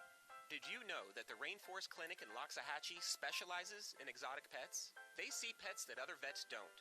Parrots and chickens, ducks, geese, turtles, snakes, goats, pigs, lizards, and even monkeys. Are you a beekeeper? Dr. Clubb, the first of her kind in the area? Yes, she takes care of bees as well. Dr. Susan Clubb has decades of experience and known around the world for her reputation as a premier avian vet. Located at 3319 E Road in Loxahatchee, just a short distance north of Okeechobee Road, you will find a modern clinic with in-house labs, which allow you to get your test answers quickly. You can find them online at www.susanclub.com. That's www.susanclubb.com. Or you can reach her at 561-795-4878. It's Dr. Susan Clubb. That's 561-795-4878. The Rainforest Clinic located in Loxahatchee. 561-795-4878. I grab my fishing pole and cast it in the water. I fish until dawn. Oh my, I caught a shark. I'm fishing and blowing on. When the sun shines all day. It just caught me a grouper. So I'm fishing and blowing on. Oh yeah. Fishing and blowing on. Oh yeah. I'm fishing and Good morning from the Sunshine State. Broadcasting from Palm Beach County, it's the Fishing in Florida Show. Sundays from 8 to 10 a.m. And now, here's your host, Riscala. All right, we are back. It is the Fishing in Florida Show, and I am your host, Riscala. And this morning, I have the privilege of having the Florida Salty Cowgirl as my co-host. If you're going to fish down in the Keys and you're going to give that a whirl, you got to call the Florida Salty Cowgirl. Welcome back, my dear. Thank you so much for having me this morning, Riscala.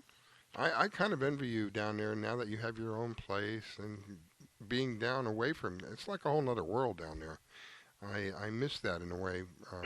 One of the things that happened to me in my younger years, I joined the Air Force. I was going to be drafted, and I couldn't see myself holding a rifle and shooting somebody. So I wanted to try to do something as benign as possible. So I joined the Air Force, and they sent me to many different places, which I'm very grateful for. One of the places they sent me to, one of the last places I went, was Panama City, Florida. And I went to Panama City as a child with my parents on vacation, and I thought to myself, "Oh my goodness, this is party land. I'm going to be in a permanent party for." I had another year and a little over a year left of my time. And I thought, oh my gosh, I'm going to be in party land. I'm going to be partying all the time, blah, blah. So when I got there, I think it was like late August when I got there. And it was going on, what they called a miracle strip, which is what I had in my mind, this where all the party was going on. All that was going on. And it was really fun. And then in September, I think within a couple of weeks of September, everything shut down. And when I tell you everything shut down, I'm not kidding. Everything shut down. Panama City, the actual city itself, shut down at 9 o'clock. Now, this is a guy that grew up in Miami. You could go anywhere at any time, at any given day. There's something open. I don't care where you go. Something's open. This whole city shut down. At 9 o'clock, there was only two things open, and they were on Highway 98, because I had nowhere to go. One of them was a Waffle House. The other one was a gas station. That's the only thing that was open. Back then, I don't know how it is now, but so it took me quite a while. But once I got acclimated to that lifestyle, I really enjoyed it. I mean, it took me a little while to get, because I grew up in a big city. Everything's hustle bustle, rush rush here, rush there, and then I got put in a situation where, hey man, just chill out. You'll get there. Slow down. Everything is cool, buddy. You know, and that's how it feels like down in the Keys. That's how I remember it anyway. It's that kind of lifestyle. Just slow down. Everything slows down. It's a whole different world. You're not under the hustle and bustle of you are in a big city. People are. It's almost like living in a big family. People are much more friendly, much more outgoing with each other. Um, that's how I remember uh, being down in the Keys. I had a friend of mine that lived down there in Isla Morada. And when I go to visit, it was just like, oh my God, it's a whole different world down here. So I envy you. I was a Tampa girl. I grew up, born and raised in Tampa, third generation born in Tampa girl. And, that's the thriving metropolis. So moving down to the Isla Morada area, for years, I teased everyone and I called it my detached from the world bubble. And I really felt detached from the world, and I really had that small time feel. Well, we made this massive decision to move 70 miles south down to Big Pine. And oh my gosh, now Ida seems like a thriving metropolis of traffic and tourists and people. And I live literally in the middle of hundreds of acres of key deer preserve. I have no neighbors on three sides of me or across the canal. And like I said, now Isla Morada seems like a thriving metropolis, and I'm so glad to be down here. And like you said, all the neighbors know each other. You know everybody. And we had a wonderful experience in the last few days. We rode our bikes 2.5 miles down the road to our local little pub that's the only pub on the island, and rode our bikes down there. And there's key deer literally everywhere. And you can ride your bike, since you're silent, right through the middle of a nice little herd of key deer. And they pick their heads up and look at you and put their heads right back down and start grazing again. They don't even care. And you've got a couple little boys that pass you on bicycles with fishing rods in their hands, and they greet you and they say hello. And it's just a whole different world. Yeah, it is. It's really small town America, which I didn't think there was a lot left. So we're really in love with the place and really happy about our decision. So I'm happy for you. How does the puppy react to the deer? Well, she saw one out by the mailbox one morning. She's loving on her new yard, and it's fully fenced. I'm really happy about that, and she's my great little iguana hunter now. But we had the gate open to the front yard one day, which she's normally not worried about going anywhere. But there was a big buck out by the mailbox, and she took off after him. So. Oh my goodness. But it's really cute. I'll take her out early in the morning, right at daybreak, and there'll be little key deer in the property next to us, and they're just, bunches of them, and they're almost camouflaged because of their color and the dark color of the brush in the property. And she'll go out now and do her business and not even pick her head up and look at them. I think she's getting used to them. So, and I never thought I'd say this, but I'm kind of getting used to them too. I still love them to death, and I'm still taking pictures of them and greeting them and staring at them. But it's awesome. Definitely a beautiful, beautiful place. I'd never imagined any place so rural in the Keys with so much open land. Yeah, the Keys, the deer down in the Keys are very unique. Those who may not be familiar, the deer down in the Keys are very small. They're like a small dog almost. That's why I was asking what, with your puppy, experiencing them around, and because they come right up to you down there. They're not afraid of people at all. No, and that's the scary part. So many of them get killed by cars every day. But at this point, I've seen people feeding them out of the windows of their cars right in the street. Yeah, that's sad. The deer are too tame. And this particular little local pup, they gather around it because the tourists are posing for pictures with them and feeding them. It's like they know that that's where they can go to get fed. And an unnatural diet's not healthy for them. Yeah. Being too tame is not healthy for them. And a quick little factoid, Big Pine Key and No Name Key that you can only get to from Big Pine. There's a bridge over to No Name Key on the backside of Big Pine. But that's the only place in the world that these key deer exist. They're very, very endangered species, and there's less than 1,000 of them left on Earth, and they are all right here on this island. Wow. Yeah. Well, just kind of get the word out. They're beautiful to look at, and you really it kind of touches your heart. You want to feed them, but really you're not helping them. You're hurting them. No, not. So don't be So- surprised if I become like a key deer activist. Well, that's cool. Well, I think we have Summer Warren on with us. Summer's with what we were speaking about earlier with Mark, the Chase and Tails tournament. Good morning, my dear. Good morning. How are you today? Go ahead, Angela. Very, very well, Summer. Very nice to talk to you this morning. I love what you do. Oh, thank you so much. I'm very happy to be speaking with you. We're super excited. We're just a few days out at this point, and looking forward to another incredible fishing tournament. We were Yeah, talking. Go ahead, Angela. Go ahead, Angela. I think that Carolyn and I and the Pink Ladies had originally planned on fishing your tournament, and for some reason we couldn't get our group together to do it this year. So I'll be looking forward to fishing your tournament again in the future. But yeah, really excited about it. Yeah, it's, obviously for all of us, it's been a crazy couple of years. So we're just really excited to be able to get everybody back on the water, to compete, have a good time, make some memories, and raise some money for some needy families with children battling life-threatening illnesses. That is our mission. So for those who are not familiar, Summer, take a minute or two, and how did all this start? My son Chase, he passed away in 2013 at 10 months old from a fatal neurological disease called Gaucher type 2. It's an extremely rare disease. We did not receive a diagnosis until 2 days after he passed away. And it's so rare that it's really about 10 to 12 cases worldwide per year. So none of the doctors, or most people, have never heard of it. No doctors have really ever treated it, especially in South Florida. But prior to him passing, we made a promise to him. We made several, but one of them was that we would help children like him in the future.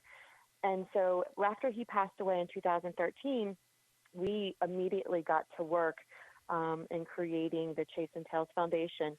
And we have always been deep-rooted in the boating community. We have a small business, a marine canvas and metal fabrication company, and we knew that we could certainly lean on the boating community because they're just such wonderful people. And they embraced it. They embraced us, and we quickly grew to become a Southern Kingfish Association as well as Angler Armory. We were Beast of the East. We have so many tournaments within our tournament, and we are now one of the largest KDWs on the East Coast and one of the most anticipated tournaments. We really try to take our anglers' perspective in and make it a high-quality event that you can walk away from. Whether you win some money or not, you know that you are helping to change sick children's lives. All of our supporters get to meet the children via social media or email or both that they are helping throughout the year. And our programs run throughout the year. It's not just something that we're donating after the tournament. This is, we spoke earlier before you came on, and this was one of the things I said, how can you not want to support something like this? Everybody wins. You may not be the winner of the tournament, but you're still a winner, knowing that what you've done is going to help another family, another child that is in desperate need. It's not going to one of these big corporations where you spend $1 with them and you think $1's going to the cause. That's not the case.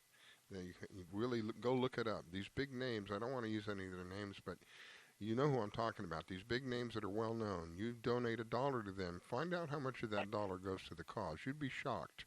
80 to 85% of that dollar is eaten up in administrative costs of various kinds. When we're talking about something like this, we're talking about the money going directly to the family. We're not talking about administrative. These people are doing this on a volunteer basis.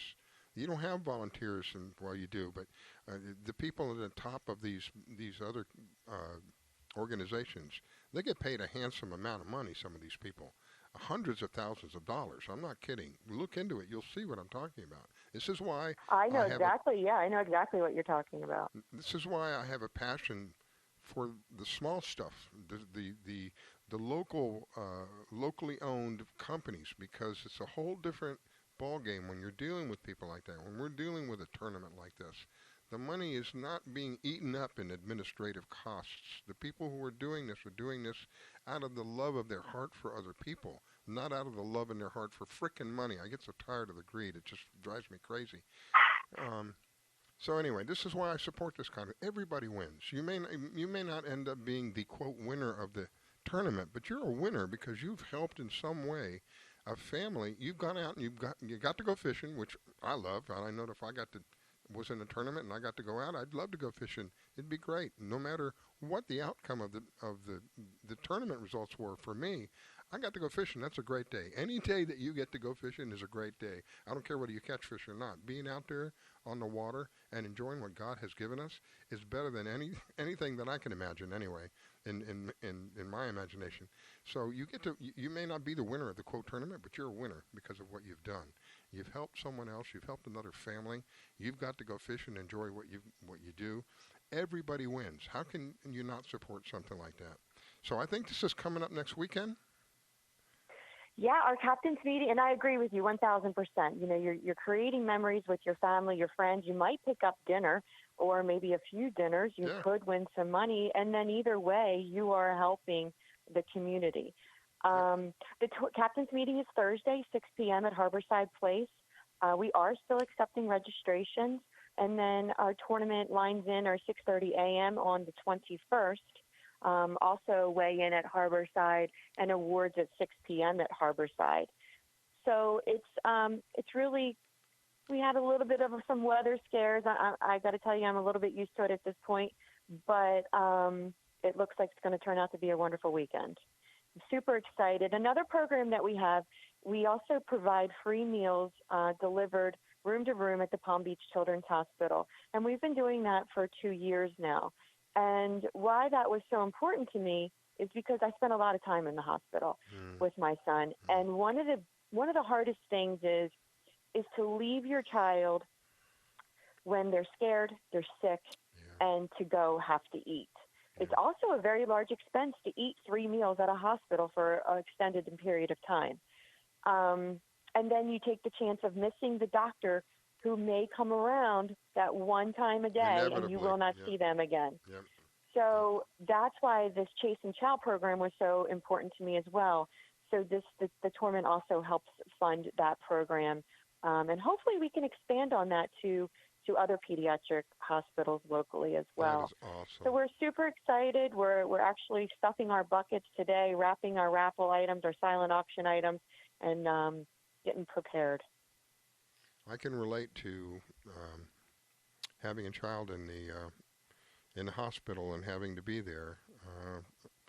This is going back quite a few years, but one of ours got pretty sick, and she had gotten all the way up to 104 degrees. They put her in a tub. She was a little baby at the time, 4 or 5 years old. It really scared me. They put her in a tub of ice to bring her temperature down because it kept rising. And we were there 24. You couldn't pull me away. There's a song that that was written that said, "Wild horses couldn't pull me away." Wild horses couldn't pull me away. But there's certain bodily functions that have to happen. One of them is eating. The other, you know what the other one is. You don't want to leave. And if you can get some assistance, that's phenomenal. Unfortunately, we didn't have that. But there was 2 of us, so we did do shifts, back and forth a couple of hours at a time. But even knowing that when I left it, my wife at the time was there with her, I still wanted to go back, but I needed that rest. And you can't rest while you're there with them. I know for me personally, as bad as I needed to sleep, I couldn't. My eyes were wide open and watching every move that the child was making. They're just, wringing your hands with concern. And to have something like this is a true blessing. I didn't know you do that. God bless you. Yes. We've been doing that for about 2 years. Like I said, and you nailed it. You don't want to leave. It's the last thing you want to do. Yeah. And to have that comfort. And the children, depending on their age, they get very upset if you leave as well. True. Quite true. Yeah. That's amazing. It just shows how much of an insight that you have in helping others. Here you have had to go through a really hard challenge in life, a very difficult challenge in life, and then turned it around to help other people. See, this is the kind of stuff I love to talk about, 'cause this is so positive. We have so many dark things happening around us. This is so positive. We've taken something that was a very difficult time in our lives and turned it into something beautiful. Honestly, helping how many families have you helped so far? You have any idea? Oh goodness! It's thousands. I mean, we feed just at the Palm Beach Children's Hospital. We feed thousands and thousands, a year. We also include the staff as well as all of the family members, especially now with the staff having really working extended hours for the last 2 years. Or a year and a half. We wanted to make sure that we included them as well, just to help ease some of their stress. So just in the Chase and Chow program alone, we help thousands of children or families a year, and I couldn't even speculate how many families we have reached in the last 8 years with our emergency financial assistance program. I just delivered a feeding pump to a family at the hospital on Friday. The little boy was from Haiti. His mother actually traveled to Chile to try to get help. Chile told him to basically take him home, and they couldn't help him. And then she traveled also to the U.S., where she was able to get some help. And her son is going to survive, and they needed just a feeding tube pump in order to be released. So we made sure we got them a pump and some bags, and they can actually return back home now. How heartwarming. How awesome is that? Wow. All right, so it's called the Chasin' Tails Tournament. Now, the way that it's spelled is a little unusual. It's a CHASINTAILZ. Chasin' Tails Tournament, and you can find it. I'm sure you can find it online, right, Summer? Sure, chaseandtails.com. You can check it out online. We're still accepting registrations all the way up to the captain's meeting. You can register at the captain's meeting. So that gives you until Thursday? Was that Thursday? Yep, Thursday, 6 o'clock. You come to the amphitheater at Harborside, and we'll get you registered. Hot dog. Thank you so much for what you do, Summer, and thank you for calling and sharing with us this morning. An awesome story. Awesome, heartwarming story. I am honored to have you on and to know I didn't know about you what you did for the lunch thing. That's really, really awesome. Let me give Angelia an opportunity to say goodbye to you. Summer, it was a pleasure to hear you this morning. I really look forward to meeting you and fishing one of your tournaments. I love what you do. Keep up the good work, and bless you for all that you do. Thank you again so much for having me. I always enjoy speaking with you, and I appreciate your support, and I want you all to enjoy your Sunday. Thank you again. God bless. Take care. Bye-bye. You're listening to the Fishing in Florida show. We'll be right back.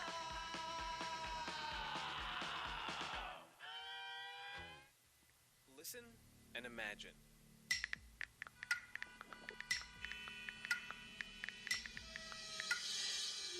It takes 5 seconds to send a text, and for those 5 seconds, you're driving blind. Life is worth more than a text. Stay alive. Don't text and drive.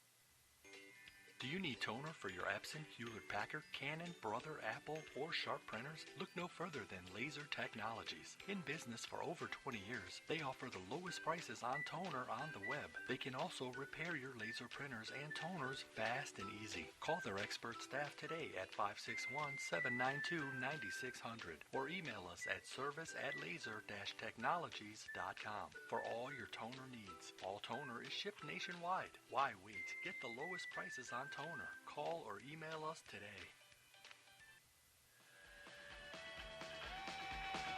I grab my fishing pole and cast it in the water. I fish until dawn. Oh my, I caught a shark. I'm fishing in Florida when the sun shines all day. It just caught me a grouper. So I'm fishing in Florida. Oh yeah, fishing in Florida.